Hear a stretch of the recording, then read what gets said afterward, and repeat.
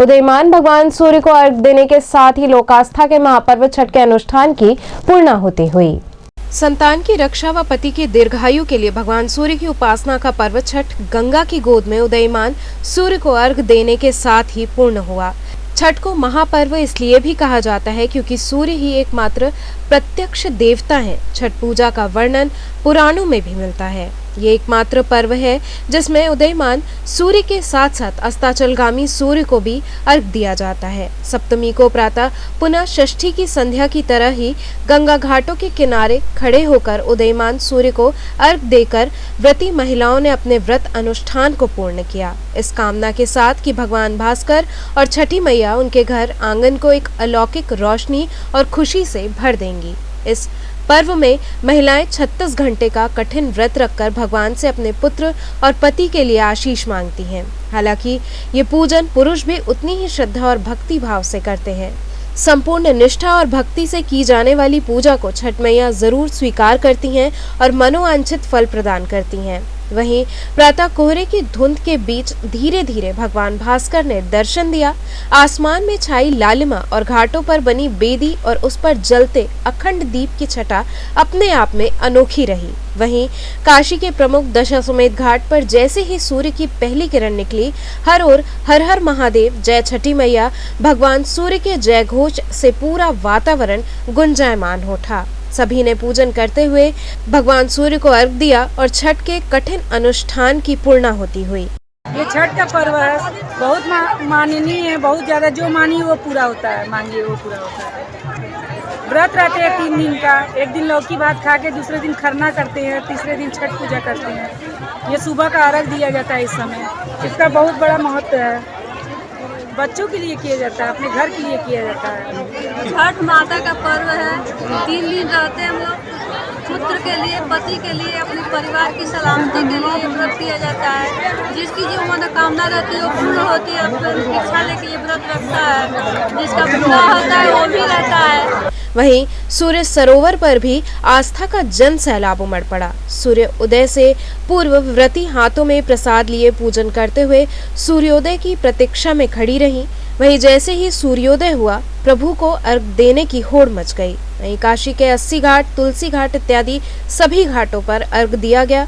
ये जो छठ पर्व है वो हमारे बिहार का महापर्व माना जाता है। कितने कठिन है इस व्रत? ये व्रत बहुत कठिन है। ये पर्व 3 दिन का मनाया जाता है। 3 दिनों में पहले दिन लौकी का दाल चावल से ये पर्व शुरू होता है, नहाने खाने से लेके। फिर दूसरे दिन खीर बनता है और बहुत लोगों के यहाँ बहुत कुछ नियम कानून है।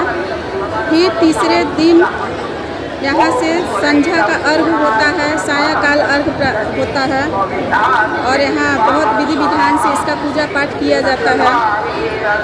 और ये महिलाओं के लिए महापर्व, बहुत कठिन तपस्या वाला पर्व है और उसके सुबह प्रातः अर्घ्य दिया जाता है। किस लिए ये मान्यता है, किसके लिए आप क्या मांगी हैं? ये पर्व देखिए, इसमें मान्यता अपने पति के लिए या अपने किसी भी मन्नत को पूरा करने के लिए, और ख़ास तौर से ये पर्व जो है अपने पुत्र के लिए, बच्चों के लिए मनाया जाता है। वहीं रामनगर का बलुआ घाट भी श्रद्धालुओं की भीड़ से पटा रहा। लोगों ने यहाँ भी विधि विधान से छठ माता का पूजन किया और मां से जीवन मंगल की कामना की।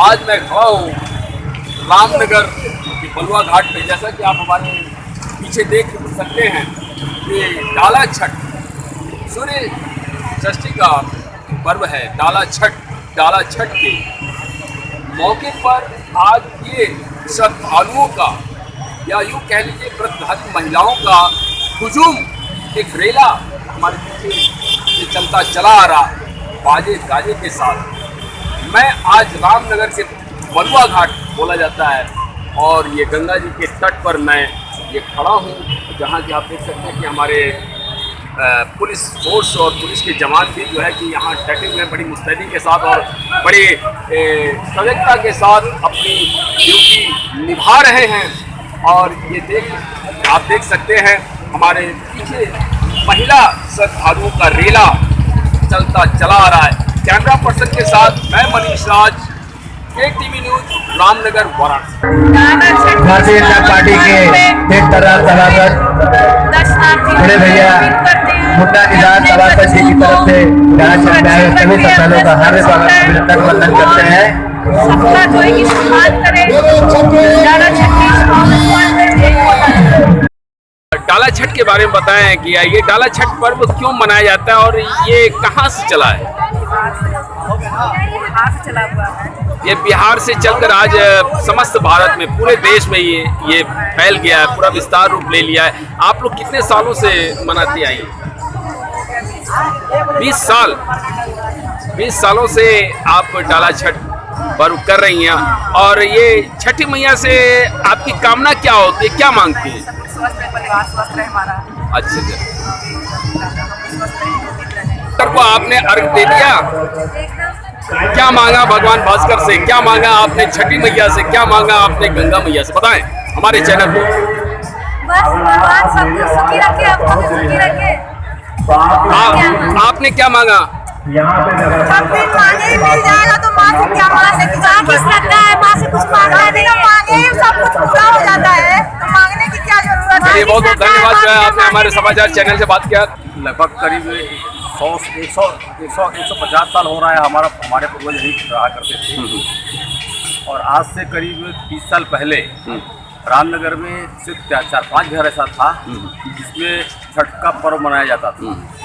उसमें काशी नरेश, बाबू महावीर प्रसाद इंजीनियर जो हमारे दादाजी थे, जिन्होंने 1919 में रुड़की से इलेक्ट्रिकल इंजीनियरिंग पास किया था और उस समय स्टेट के सबसे फर्स्ट इंजीनियर थे जो कि ग्रेजुएट थे, पढ़े लिखे थे इंजीनियर। उस जमाने में लोग इंजीनियर डॉक्टर पढ़े लिखे नहीं होते थे, वो अनुभव के आधार पर। उस पीरियड से आज तक हमारे यहाँ ये छठ माता की पूजा लगातार होता है और दिन पर दिन ये छठ पूजा जो हिंदुओं का आस्था है, हम लोगों का आस्था है, वो दिन पर दिन बढ़ता जा रहा है, रूप लेता जा रहा है। हाँ बिल्कुल। और इसको लेकर मैं बहुत ही संजीदा हूँ क्योंकि ये आस्था का पर्व है और आस्था नहीं तो कुछ भी नहीं, इसलिए आस्था का होना बहुत ज़रूरी है और ये अच्छे तरीके से मनाया जाना चाहिए। चलिए दिनेश जी, आपने हमारे समाचार चैनल से बात किया, इसलिए बहुत बहुत धन्यवाद।